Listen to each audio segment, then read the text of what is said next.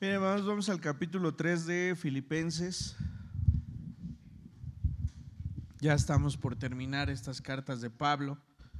Después de Filipenses solamente veremos Timoteo y con esto concluiremos esta parte.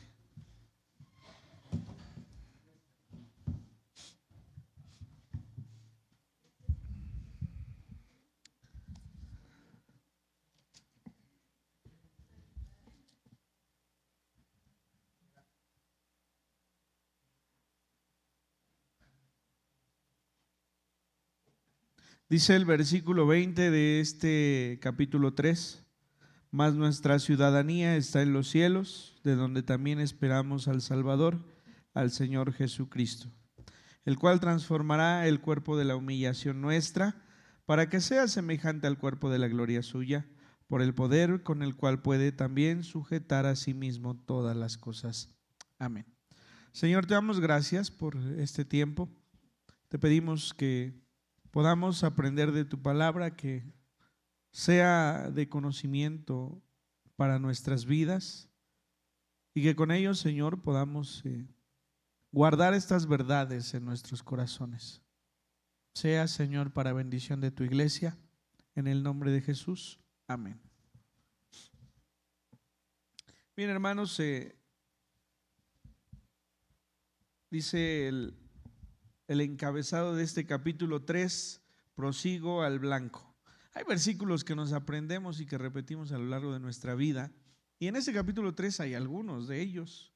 Esto de prosiga al blanco a veces lo repetimos mucho, ¿no? Cuando estamos enseñando, o cuando tenemos algún testimonio, o cuando siempre decimos, bueno, pues yo prosigo a la meta, prosigo al blanco. Bueno, hay cosas mucho más profundas de lo que en ocasiones decimos. Dice el apóstol Pablo, y con esto inicia este capítulo 3: por lo demás, hermanos, gozaos en el Señor. A mí no me es molesto el escribiros las mismas cosas, y para vosotros es seguro. La vida que tenemos, hermanos, es una vida llena de contrastes. Si nosotros creemos que al llegar a la fe cristiana tenemos garantizado que no haya dificultades en nuestro haber, bueno, pues estamos muy equivocados. Pero también si creemos que por venir a la fe cristiana nuestros padecimientos son más, ¿no? Hay quienes a veces decimos, ahora sí cuídate, porque como ya vas a servir o a buscar al Señor, el enemigo no va a estar a gusto. Y no, la vida de todos nosotros es comparable con la vida de cualquiera. Enfermamos, tenemos tribulaciones, es parte de la vida. La Biblia nos lo expresa así: en el mundo tendréis aflicción, mas confiad, yo he vencido al mundo. Y el aseverar que las dificultades son como consecuencia de algo, pues es una mala enseñanza. Por supuesto, insisto que hay veces que tenemos consecuencia de nuestras malas decisiones. Eso es un hecho. Pero la fe en Cristo Jesús no es la que nos da como consecuencia pasar o no pasar dificultades. La diferencia siempre será cómo las pasamos, ¿no? Pero entonces comienza el apóstol Pablo diciendo: por lo demás, hermanos, gozaos en el Señor. Qué difícil es gozarse cuando hay dificultades. Es difícil. Y a veces nosotros decimos, hermano, pero gócese. Ah, bueno, pero tú no estás viviendo lo que yo estoy viviendo, ¿verdad? ¿Y sabe por qué no nos gozamos aún en medio de la tribulación? Porque ese gozo solo puede venir de manera excepcional por parte del Espíritu Santo. Es parte del fruto del Espíritu Santo. Y no quiere decir que con esto seamos inmaduros y que entonces si tenemos dificultad y no nos gocemos, entonces no estamos cercanos a Dios. No, esto es un trayecto que debemos andar, pero que estaremos más cercanos, por supuesto, a vivir en paz mientras más busquemos al Señor. Esto es así. A mí no me es molesto el escribirlos las mismas cosas. A ver, cuando nosotros leemos, pues comprendamos lo que alguien les escribió o alguien le dijo a Pablo, ¿no? O sea, Pablo está diciendo, no me es molesto volverles a escribir, pues quiere decir que ya se los dijo una y otra vez, ¿sí? Si yo les digo, a mí no me es molesto volverles a explicar esto, pues quiere decir que ya se los he explicado antes, ¿sí? Y entonces Pablo ha tenido algunas pláticas o algunas cartas más con ellos, en las cuales les hace ver diferentes cosas. Pero sin duda lo que hoy leeremos es una de las cosas más importantes para el cristiano. Guardaos de los perros, guardaos de los malos obreros, guardaos de los mutiladores del cuerpo, porque nosotros somos la circuncisión, los que en espíritu servimos a Dios y nos gloriamos en Cristo Jesús, no teniendo confianza en la carne. Bueno, las iglesias para aquellos tiempos estaban caracterizadas por tener judíos, por tener gentiles. Estaban caracterizadas por tener judíos, y tiene que ser redundante, pero judíos judaizantes. A ver, los judíos estaban divididos en dos: los judíos creyentes y los judíos judaizantes. Los judíos judaizantes eran todos aquellos que enseñaban que por medio de seguir la ley podrían tener un acercamiento a Dios más profundo. Guardar los días de reposo, guardar las fiestas establecidas por el mismo Dios a través de la ley de Moisés, el no comer o participar de los alimentos que en la ley estaban estipulados como los cuales no podían participar. Y bueno, su enseñanza era que guardando estas cosas estaban más cercanos a Dios. Los judíos que no eran judaizantes, bueno, eran judíos porque pertenecían a un pueblo solamente. Los gentiles también estaban divididos. Eran los gentiles que creían profundamente en Cristo Jesús y todos aquellos que decían, bueno, pues si el Señor Jesucristo ya nos salvó, pues como diría Pablo, ¿no? Pues comamos y bebamos que al final moriremos. Bueno, había estas diferencias y esto es lo que estaba inmerso en la iglesia. Pero había muchos que enseñaban de esta forma. Y Pablo les llama así: guardaos de los perros, guardaos de los malos obreros, guardaos de los mutiladores del cuerpo. Para este tiempo, aunque había perros en las calles, estos no eran considerados como mascotas. No, hoy les tenemos camita dentro de la casa, ¿no? Hoy los cuidamos mejor que a nuestros hijos, que coman bien los animalitos. No les hacemos de comer a nuestros hijos, pero los perritos ahí tienen que comer. No digo que esté mal, lo que estoy diciendo es que para ese entonces no eran mascotas cercanas a las familias. Entonces estos perros se alimentaban de la carroña, es decir, de animales muertos, o se alimentaban de los desechos. Pablo compara a estos mercenarios, porque esa es la palabra, que enseñaban en las iglesias, con esos animales que trataban de alimentarse de los afligidos. Y esto no es lejano a lo que a veces vivimos, ¿eh? Hoy cuando hay iglesias que solamente predican acerca de las bendiciones económicas o de muchos sentidos para estos tiempos, pues lo primero que es yo pido, ¿no? Tú tienes que darle a Dios para que Él te bendiga. Bueno, puede ser medio bíblico lo que les estoy diciendo, ¿no? Porque al final de cuentas Dios nos ha sostenido siempre. Aunque nosotros no le demos lo que es de Él, Dios nos ha sostenido siempre. Pero entonces Pablo habla de ellos como si fueran esos perros que se alimentan de los desechos, de toda esa gente que afligida viene y es capaz de entregar todo, ¿sí? Después les llama guardaos de los malos obreros. Bueno,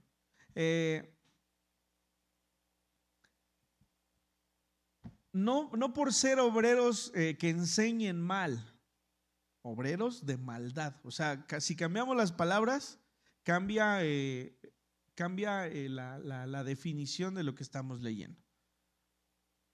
Si yo lo leo como está escrito aquí, malos obreros, pues nada más decimos, bueno, pues es malo para enseñar, ¿no? No, estos eran obreros que tenían maldad en su corazón, porque no hay una maldad más grande que aquel que enseña y aleja a las personas del sacrificio de Cristo Jesús. El evangelio es uno: Cristo Jesús murió por nosotros y resucitó también por nosotros.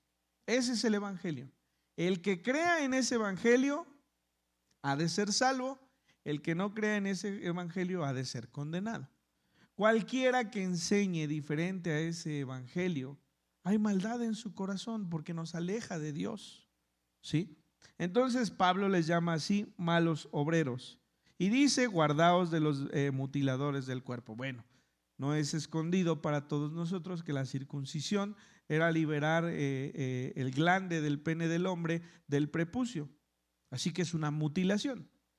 Para todos aquellos judaizantes, esto lo enseñaban como que era necesario aún para acercarse a Dios. Entonces dice Pablo: alejémonos de todos esos mutiladores del cuerpo, que creen que por hacerla o practicar la circuncisión están más cercanos a Dios.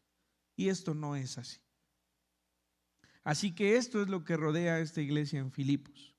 Porque nosotros, dice, somos la circuncisión, los que en espíritu servimos a Dios y nos gloriamos en Cristo Jesús, no teniendo confianza en la carne. Fíjense cómo este versículo resume todo lo que les acaba de decir. Nosotros somos la circuncisión, los que en espíritu servimos a Dios y nos gloriamos en Cristo Jesús, es decir, nos gloriamos en su muerte y su resurrección, en el evangelio, ¿sí? No teniendo confianza en la carne, no teniendo confianza en que todo lo que hacemos desde la circuncisión, desde guardar los días de reposo, desde guardar las fiestas, desde no comer o comer de lo ofrecido, dice, a los dioses paganos, de todos estos que creen que lo que la carne es lo que los acerca a Dios. Y dice Pablo: aunque yo tengo también de qué confiarme en la carne. Les hago una pregunta: ¿ustedes creen que sus buenas obras y sus actos son capaces de hacerles sentir que se pueden confiar de ello para acercarse a Dios? Porque Pablo dice: yo tengo en qué confiarme. O sea, habla de todos estos que están enseñando y prácticamente él se pone al frente de todos y dice: si estos creen que tienen de qué confiarse, yo tengo más. Y empieza, digamos que a narrar una descripción de sí mismo.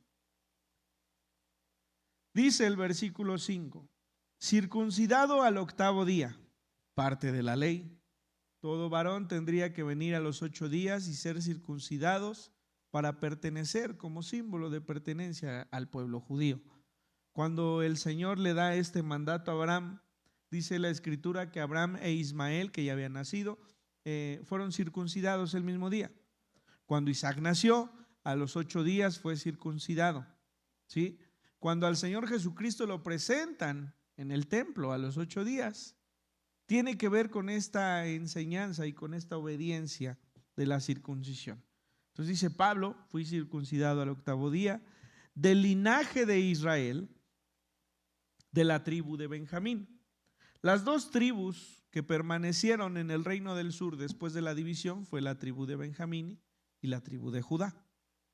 Así que Pablo dice: mi linaje está prácticamente nombrado desde la creación de este pueblo, porque pertenezco a la tribu de Benjamín.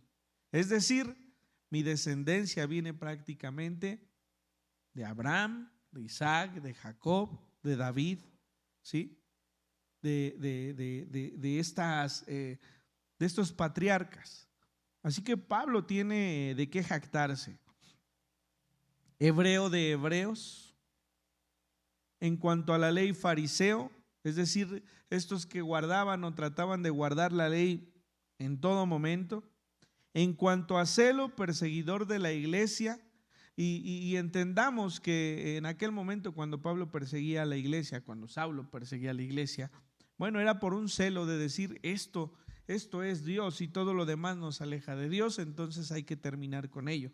Por eso nombra así, en cuanto a celo, perseguidor de la iglesia, en cuanto a la justicia que es en la ley, irreprensible. Es decir, si alguien podría cumplir con los preceptos de la ley, dice Pablo, ese soy yo.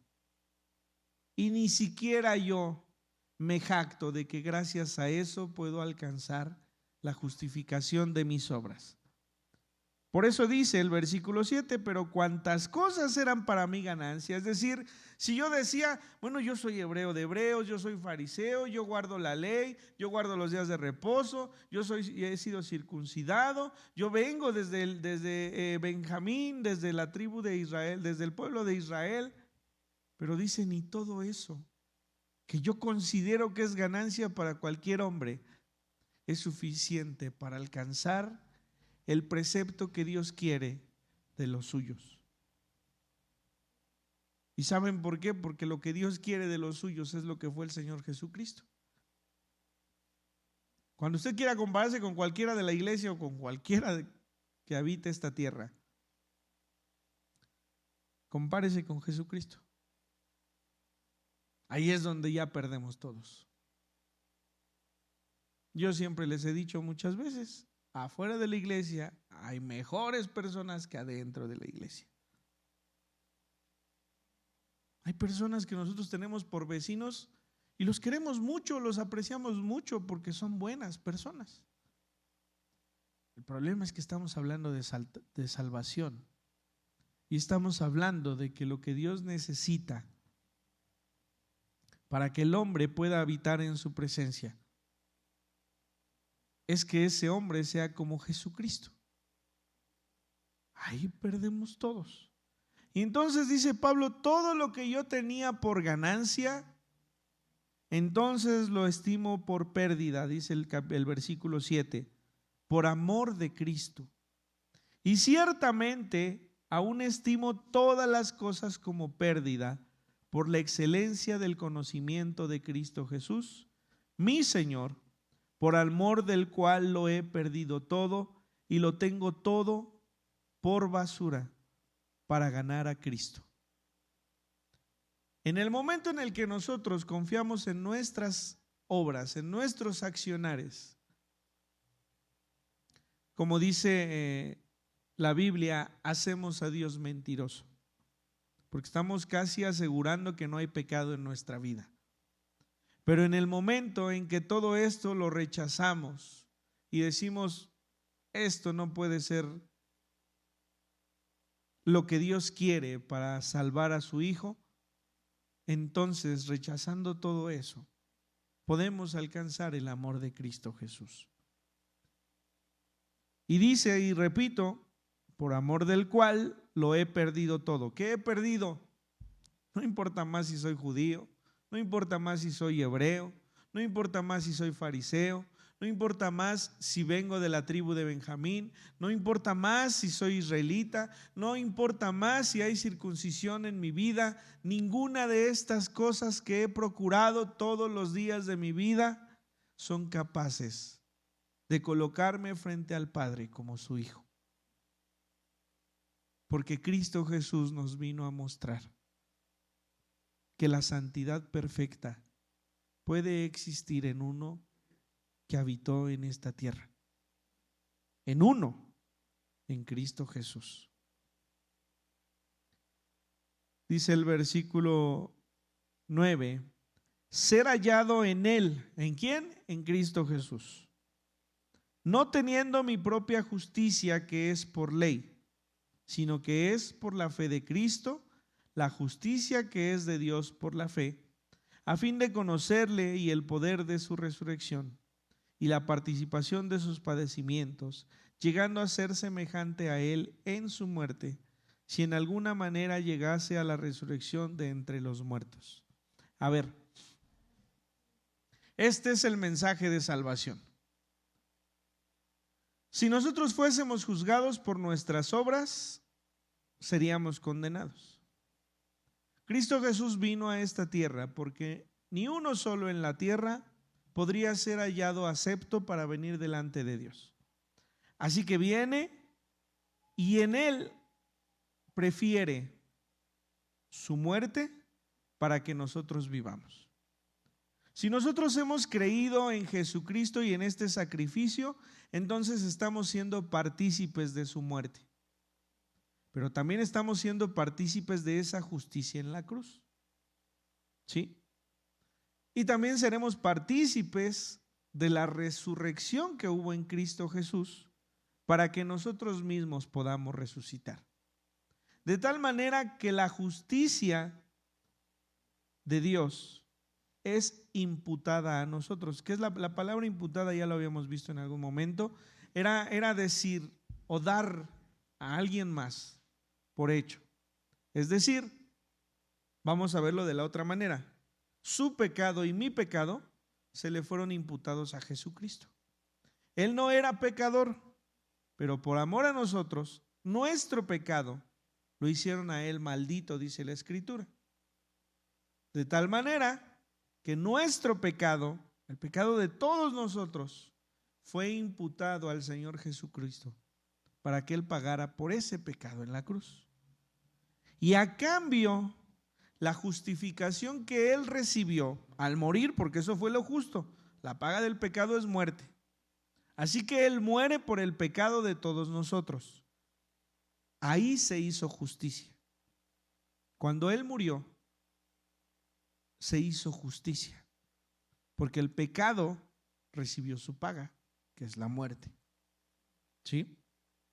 Una vez separado del Padre, porque se separó del Padre al morir, y resucitado, entonces esa justificación que a través de su muerte se vivió, nos es imputada a nosotros.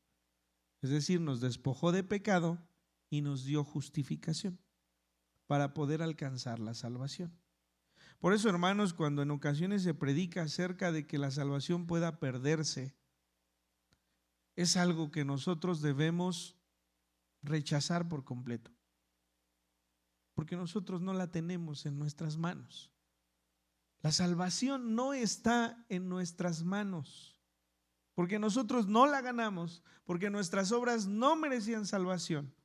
Fue algo que se imputó de la resurrección del Señor Jesucristo a nuestras vidas. No puede haber.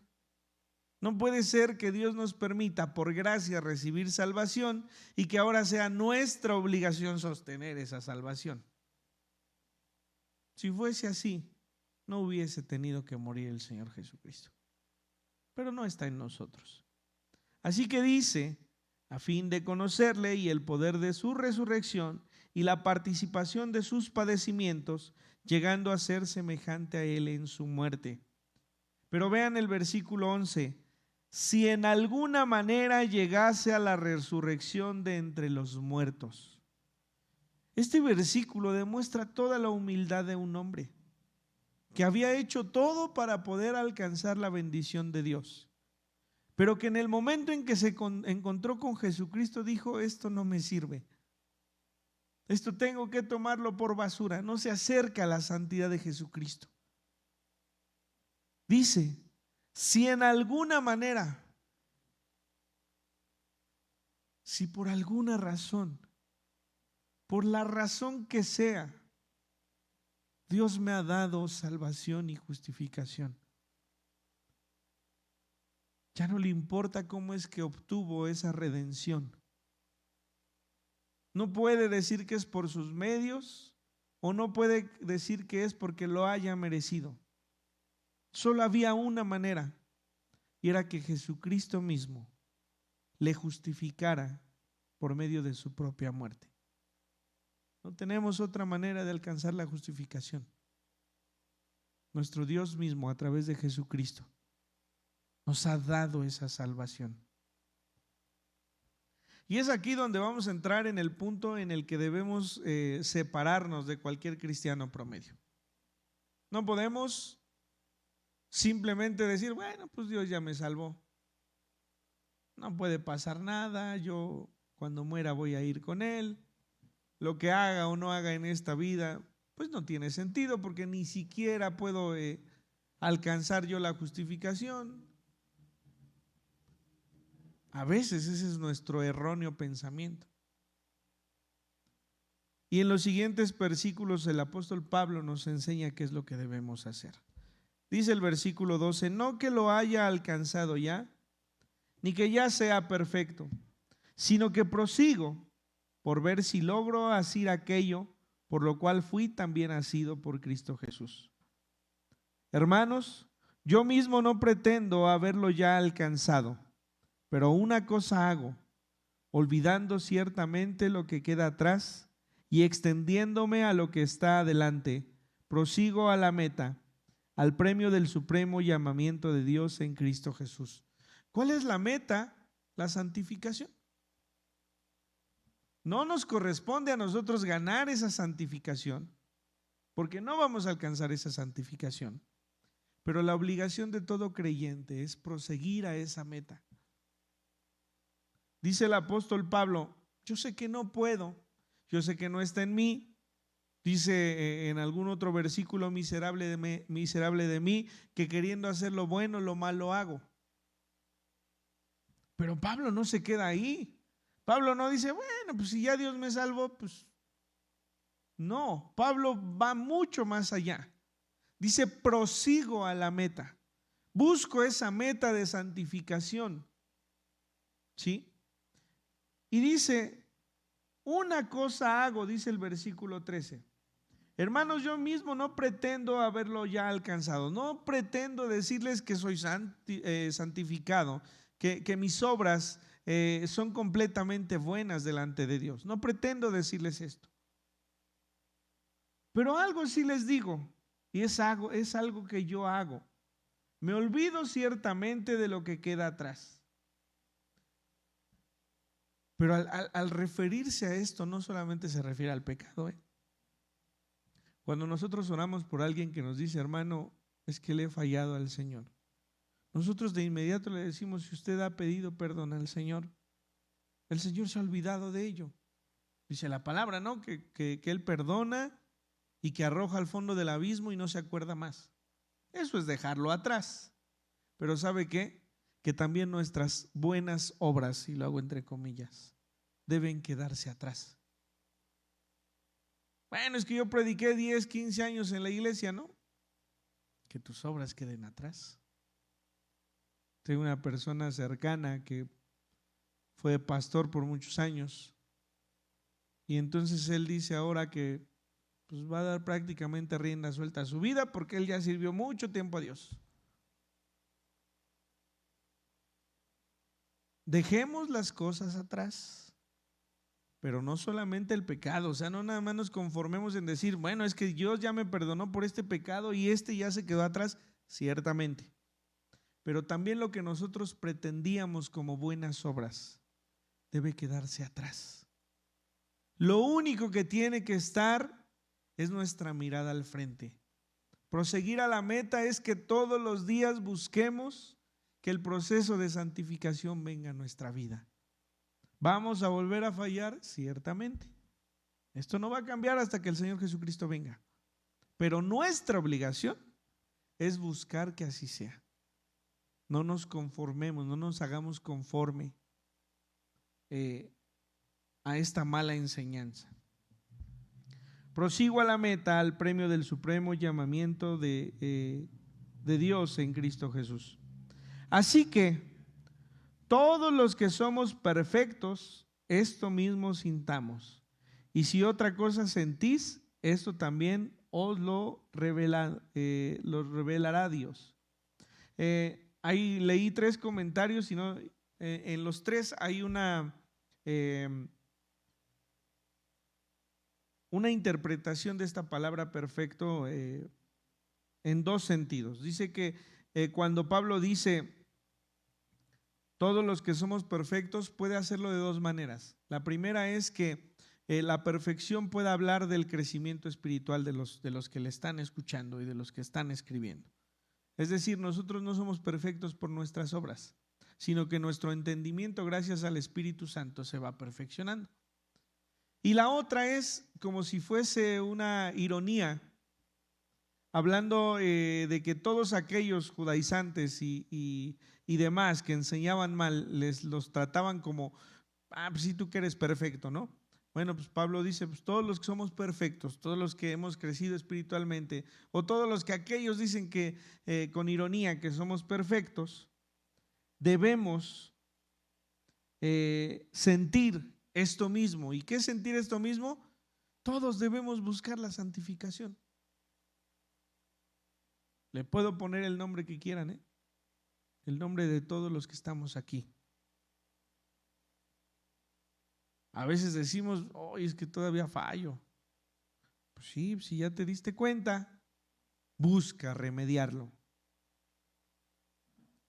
Y no quiero decir con esto, hermanos, que dejemos de batallar. O sea, no es cuestión de que hoy digo, pues ya mañana dejo de... No, no es tan sencillo. Si Dios no está de por medio, no es tan sencillo. Menos hablando de algún vicio o de, qué sé yo. Es muy complicado quitarlo. ¿Qué es lo que tenemos que hacer? Buscar a Dios. Buscar a Dios y buscar a Dios y buscar a Dios y buscar a Dios. La única manera es que su Espíritu Santo, y aprovecho esto por el estudio que estamos teniendo, llene nuestra vida. Cuando se habla de la llenura del Espíritu Santo, a veces creemos que es algo sobrenatural y que todos vamos a hablar en lenguas y que todos nos vamos a caer y que todos... La llenura del Espíritu Santo es que nosotros busquemos tanto a Dios que Él llene nuestro corazón de su fruto y que entonces ese fruto sembrado en nuestro corazón sea mostrándose para los demás. ¿Cuál es el fruto del Espíritu? Amor, paz, paciencia, benignidad, ¿sí? Ese es el fruto. Si nosotros buscamos a Dios, seremos llenos de su Espíritu Santo y entonces, por consecuencia, tendremos amor para con los demás, tendremos paciencia para con los demás, ¿sí? Tendremos paz sobrenatural, tenemos gozo sobrenatural, pero dice Pablo, para todos los que somos perfectos, para todos los que somos creyentes, para todos los que creemos que Jesucristo murió y resucitó, sea el mismo pensamiento. Todos busquemos la santificación. No la vamos a alcanzar, insisto e insistiré las veces que sean. No la vamos a alcanzar en nuestra fuerza. Pero cuando el Señor Jesucristo venga, entonces ese cambio en nuestro cuerpo y en nuestro pensamiento y en nuestro sentir se hará por medio de la resurrección en Cristo Jesús. Así que, dice el versículo 15, todos los que somos perfectos, esto mismo sintamos, y si otra cosa sentís, esto también nos lo revelará Dios. Pero en aquello a que hemos llegado, sigamos una misma regla, sintamos una misma cosa. Hermanos, sed imitadores de mí y mirad a los que así se conducen según el ejemplo que tenéis en nosotros. Casi siempre decimos que hay que ser imitadores de Dios, ¿no? Pero aquí Pablo dice, sed imitadores de mí. Y los que estamos al frente deberíamos decir, ustedes sean imitadores de mí. Pero como siempre sacamos el paraguas, siempre decimos, a mí no me veas, ve a Dios, ¿no? Ese es nuestro consejo, porque yo soy humano como tú, yo soy pecador como tú, yo me equivoco como tú, no, ve a Dios. Por supuesto, entiendo que esto es verdad, pero nuestro testimonio debe ser tan firme que los que van llegando al templo y van llegando al cristianismo puedan ver en nosotros un ejemplo. Por eso debemos de tener temor de cómo nos comportamos, hermanos, porque nosotros debemos ser ejemplo de todos los que van iniciando en el camino de Dios. ¿Sí? Así que este debe ser nuestro anhelo. Les voy a hacer otra pregunta. ¿Cuántos años llevan en el Evangelio? Ya viene siendo hora, ¿no? Ya viene siendo momento de que nuestra vida honre a Dios. ¿Ya? Voy a cumplir 41 años. Llevo más tiempo perdido de mi vida que ganado. Pero ya es momento. Ya es momento de que nuestro testimonio oriente a los demás. Por supuesto, insisto que nos vamos a equivocar, sí, pero hasta en eso debemos ser ejemplo, porque si nos equivocamos debemos enseñar con nuestro ejemplo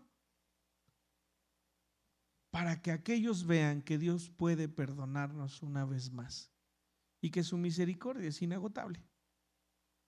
Así que ya dejemos de decir, no, ve a Dios, que yo sigo siendo un pecador como cualquiera. ¿Sí? Y entonces dice, porque por ahí andan muchos, de los cuales os dije muchas veces, y aún ahora lo digo llorando, que son enemigos de la cruz de Cristo. Los que son enemigos de la cruz de Cristo son los que predican diferente a la cruz de Cristo. Insisto, el evangelio que está basado en esa cruz es lo que predicamos. Cualquiera que enseñe diferente es enemigo de esa cruz. El fin de los cuales será perdición, cuyo Dios es el vientre. ¿Sí? Cuyo Dios es el vientre, es decir, cuya enseñanza está en seguir sin comer de todo, porque eso los acercará a Dios. Cuya enseñanza está en que si siguen circuncidando a sus hijos estarán más aceptos por Dios. Cuyo Dios está en que si guardan los días de reposo, que si van todos los domingos a la iglesia o llegan a la oración, hermana, mala costumbre, ¿eh? Hace ratito la escuché, dice que tienen una mala costumbre, bueno, hay que cambiarla por una buena costumbre. Nos vemos aquí la otra semana, hermana. ¿Sí? Dime, Ricardo.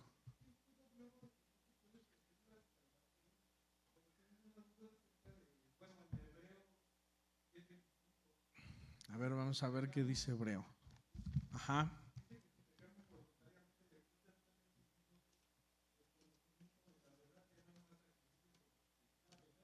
Sí.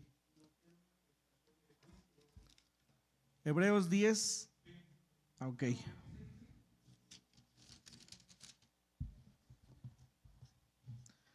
Dice, porque si pecáremos voluntariamente después de haber recibido el conocimiento de la verdad, ya no queda más sacrificio por los pecados, sino una horrenda expectación de juicio y de hervor de fuego que ha de devorar a los adversarios. El que viola la ley de Moisés por el testimonio de los 2 o 3 testigos muere irreversiblemente. Cuanto mayor castigo pensáis que merecerá el que pisoteare al Hijo de Dios y tuviere por inmunda la sangre del pacto, ahí pon atención en esa parte, en la cual fue santificado e hiciere afrenta al Espíritu de gracia, pues conocemos al que dijo, mía es la venganza y yo daré. Bueno, a ver, Pablo está, siéntate. Pablo está enseñando, no solamente en Hebreos, se dice que la carta a los Hebreos también está escrita por Pablo, aunque no está en su autoría, vamos, pero por la manera de escribir se le atribuye muchas veces a Pablo. Independientemente de eso, a lo que voy es, la iglesia que inició después de la venida del Espíritu Santo, la primera iglesia, estaba inmersa entre personas de las cuales conocían del Evangelio. Por ejemplo, hoy, si yo les digo a ustedes hablando de Jesucristo y creen en la cruz del Señor, pero después por estar escuchando a otros, empiezan a dudar y empiezan a decir, bueno, sí, Cristo murió, pero también hay que guardar el día de reposo. Bueno, sí, Cristo murió, pero también hay que permanecer en la ley de Moisés. Y entonces dice esta escritura,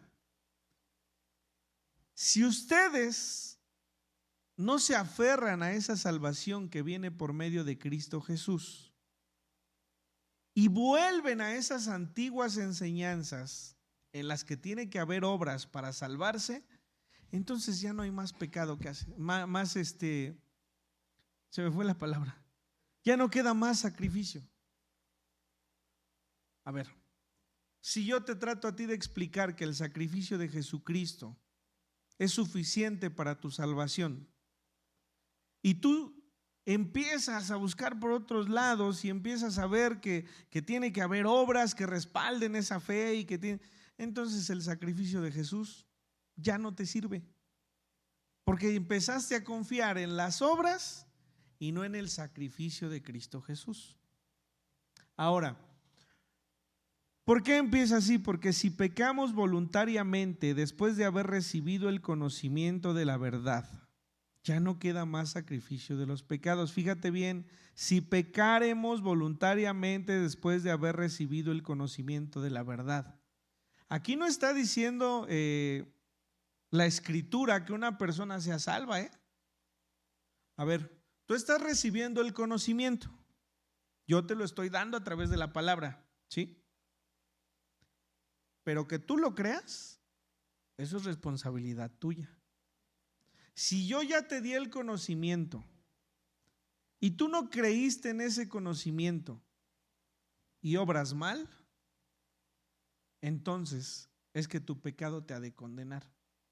Pero no quiere decir que una persona que fue salva y que peca se aleje otra vez de Jesucristo. Todos hemos recibido el conocimiento. ¿Sabes de cuántas personas están llenas las iglesias que no serán salvas? Recibimos el conocimiento, pero no creímos para salvación. ¿Sí? Y entonces tú recibes ese conocimiento, tú lo lees, tú lo estudias, lo escudriñas, pero eso no te hace creer que eso es suficiente para tu salvación. Entonces dice Pablo, ya no queda más sacrificio. El sacrificio de Cristo es para los que creen, no es para los que saben. ¿Sí me explico? Entonces, no es que este versículo contradiga esta parte en donde la salvación depende de Dios. La salvación por completo depende de nuestro Señor. Por eso podemos estar tan seguros. O sea, si yo les digo ahorita, si el Señor viene, ¿se van al cielo? Pues todos los que creemos tenemos que decir que sí. Híjole, pero es que, ¿qué crees? Que ayer me acordé que como que no actué muy bien. Se me hace que no.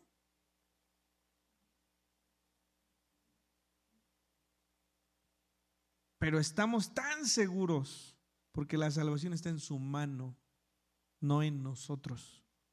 La salvación es sostenida por su diestra, no por nuestras obras. ¿Sí? Entonces, si pecaremos voluntariamente después de haber recibido el conocimiento de la verdad, si tú dices, yo ya escuché al pastor, pero a mí se me hace que no, yo me voy de aquí, y empiezas a hacer de tu vida lo que quieres, o sigues haciendo de tu vida lo que quieres, pues el conocimiento estaba ahí, pero eso no te hace ser salvo. Insisto, dentro de las iglesias, dice la Biblia, ¿no? Muchos me llamarán Señor, Señor, y yo no los conoceré. Pero me reuní todos los domingos desde que tengo uso de razón, pero nunca creíste en mí. Por eso debemos tener insistencia en ello. A ver, ¿cuándo tuvimos bautizos? Fue en abril, ¿no? ¿Mayo? Bueno, en mayo el hijo de nuestro hermano Jorge y nuestra hermana Dulce, Benjamín, me pedían poder bautizarse. Yo platiqué con él y él me decía, es que yo creo que Jesús es Dios. Bueno, eso creo que lo sabemos. Pero ¿sabes? Cuando yo empecé a darme cuenta de que necesitaba de un Salvador, fue cuando empecé a ser consciente de que el pecado que habitaba en mí me alejaba de Dios. Benjamín sabe, él sabe que es travieso, pero no sabe que su vida ofende a Dios. Nosotros recibiremos a un Salvador cuando seamos conscientes, como dice Pablo, de que todo lo que creemos que nos puede tener como ganancia para acceder a Él es insuficiente porque Él es santo. ¿Sí? Entonces, ¿por qué ponía este ejemplo? Porque hay dentro de la iglesia que nunca va a entender que necesita desesperadamente de un Salvador. Eso es. Y entonces la justicia de Dios, por la cual fue imputado nuestro pecado, ahora vendrá a nosotros por salvación. ¿Sí? No sé si te hice más bolas o no sé.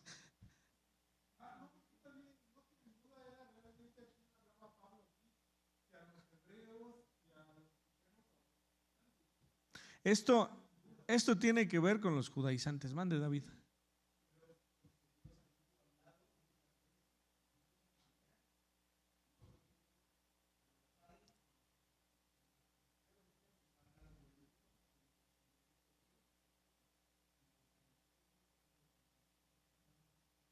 Sí, a los judíos, a los judaizantes. Porque, insisto, los judíos pueden ser porque provienen de ese pueblo, pero los judaizantes son todos aquellos que enseñaban que a pesar de que Cristo había venido, casi como si le tuviéramos que dar una ayudadita. O sea, nosotros no podemos pretender que nuestras buenas obras contribuyan a lo que Dios ya hizo. Y lo que Dios ya hizo es salvarnos, ¿sí? Nuestras obras, insisto, tienen que ser en agradecimiento y en testimonio para los demás. Nada va a revelar más nuestra salvación que nuestros actos. ¿Sí? Tú te vas a dar cuenta que eres salvo porque te incomoda hacer las cosas mal. Por más que sea algo que ya hayas hecho toda tu vida, Dios va a poner en tu corazón a través del Espíritu Santo el decir, esto no está bien. Y que pidas perdón.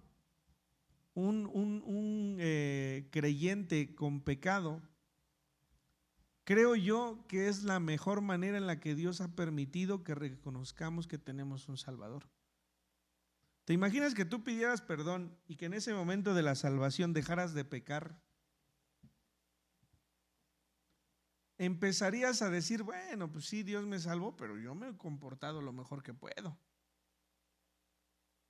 A veces Dios permite aún el pecado en nuestras vidas para que sigamos dándole el mérito al Señor Jesucristo que tiene. Porque Él dice también en Primera de Juan, esto os digo para que sepan que si hay pecado en ustedes, abogado tenemos a Cristo Jesús. Es decir, en ninguna parte de la Biblia habla de todos aquellos que al ser salvos dejen de pecar, al contrario, esto os digo para que no pequéis. Mas si pecáis, abogado obtenemos para con el Padre a Cristo Jesús. ¿Sí? Entonces, solamente hay que cruzar estos versículos que leemos en toda la Escritura para que nuestro entendimiento no solamente se quede en ese conocimiento, ¿no? Hay cosas que no entendemos y no vamos a entender, pero cuando el Señor venga nos las revelará, ¿sí? Entonces, pues es esta parte, Ricardo, de la Escritura que tenemos que estar muy, muy pendientes de ello. Estamos seguros de nuestra salvación cuando sabemos que esa salvación depende de Cristo Jesús en todo sentido, ¿no? Y dice el versículo 20, mas nuestra ciudadanía está en los cielos, de donde también esperamos al Salvador, al Señor Jesucristo, el cual transformará el cuerpo de humillación nuestra. A ver, y esto tiene que ver con lo anterior. Dice el apóstol Pablo, es que quiero hacer lo bueno y lo malo hago. Porque este cuerpo de carne, en lugar de buscar lo espiritual, termina por hacer lo que su carnalidad le dicta, ¿no? Pero aquí adelante vemos cómo insiste en buscar la meta. Pero Pablo ha entendido una cosa, que estemos en esta tierra no quiere decir que seremos juzgados con todos los que habitamos la tierra. Nuestra ciudadanía está en los cielos, dice. Es decir, todos aquellos que no creen en el nombre de Jesús serán juzgados y condenados. Pero nosotros Habitamos esta tierra, pero no somos de esta tierra. En el momento en que creemos, nuestra nacionalidad, nuestro lugar, nuestra ciudadanía, dice, está en los cielos. Ya no más juicio para todos los que hemos creído. De donde también esperamos al Salvador, al Señor Jesucristo, el cual transformará el cuerpo de humillación nuestra. Este cuerpo que aún peca es un cuerpo lleno de humillación. Pero no lo fue así. Cuando Dios creó a Adán y Eva, lo hizo semejantes a Él, no en un cuerpo de humillación, para que sea semejante al cuerpo de la gloria suya.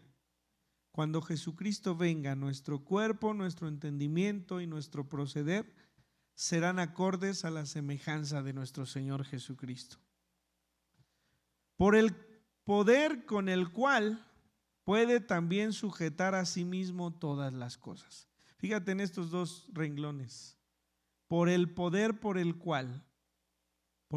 de Jesucristo, por el cual puede también sujetar a sí mismo todas las cosas. Pero estábamos hablando de santificación y estábamos hablando de salvación. Entonces, ¿a qué se refiere Pablo en este momento? Dice que el Señor Jesucristo y su poder pueden sujetar tu salvación y la mía a Él mismo. Su salvación, tu salvación y la mía están sujetas al poder de Dios, no a nuestras obras, no a nuestro accionar, porque no seremos juzgados de la misma manera que todos los que habitan este lugar y no son creyentes. Así que, bueno, hermanos, gozaos en el Señor y debemos gozarnos porque Él puede sujetar todas las cosas en su nombre para bendición nuestra. Vamos a orar. Señor, te damos gracias porque aunque a veces dudamos de que tú puedas o que tú quieras salvarnos por esa vida llena de pecado que hay en nosotros, debemos reconocer que fue por amor, que tú moriste en aquella cruz y que hemos hallado salvación y justificación. Te ruego, Señor, que haya una certeza en nuestro corazón de saber que tú, Señor, veniste y moriste en la cruz del Calvario, que pagaste nuestro pecado, pero que resucitaste con poder y con autoridad, y que entonces, cuando tú vengas, resucitaremos contigo por la gracia y misericordia con la cual tú nos has sostenido. Te ruego, Señor, que tú seas para con nuestra vida, que nuestro pensamiento y corazón sean, Señor, alineados al tuyo, y que, Señor, podamos ser ejemplo para todos aquellos que han de venir a este lugar y han de rodear nuestra vida cada día que podamos vivir. Te damos gracias por este día. Bendecimos tu nombre. Oramos en el nombre de nuestro Señor Jesucristo. Amén.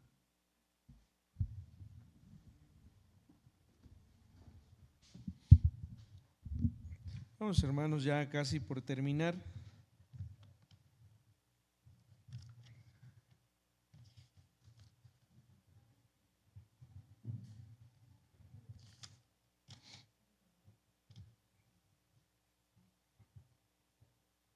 Vamos a cantar un himno más. David, pasa para que puedas cantar. Vamos también a repetir el Salmo 130. Vamos a orar por las ofrendas y los diezmos y vamos a despedir.